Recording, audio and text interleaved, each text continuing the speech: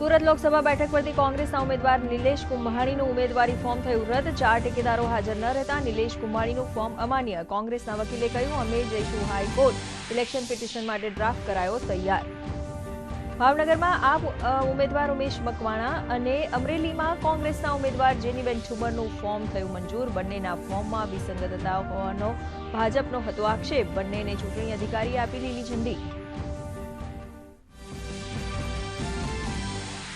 ગુજરાતમાં લોકસભા ચૂંટણીનો ઝંઝાવાતી પ્રચાર। મુખ્યમંત્રી ભૂપેન્દ્ર પટેલ આજે પાટણ અને વડોદરામાં જાહેર સભાને કરશે સંબોધન।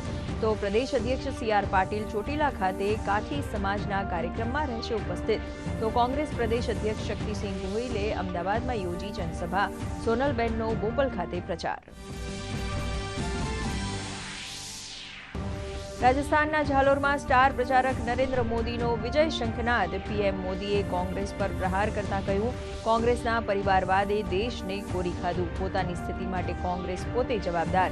પીએમ બાંસવાડામાં પણ ચૂંટણી રેલીને કરશે સંબોધન।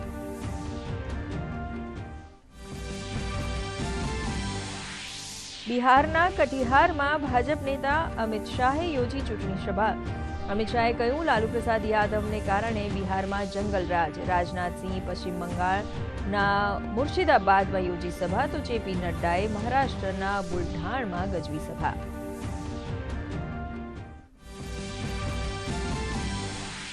વિપક્ષ દ્વારા પણ ચૂંટણી પ્રચાર પૂરજોશમાં। કોંગ્રેસ માટે મલ્લિકાર્જુન ખડગે મધ્યપ્રદેશમાં, જ્યારે પ્રિયંકા ગાંધીએ છત્તીસગઢમાં કર્યો પ્રચાર।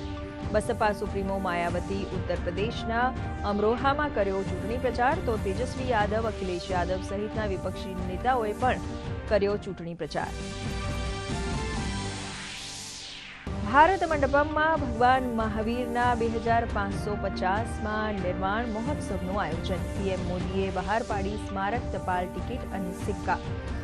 ભારતની આધ્યાત્મિકતાને પ્રધાનમંત્રીએ ગણાવી દેશની પ્રાણ શક્તિ।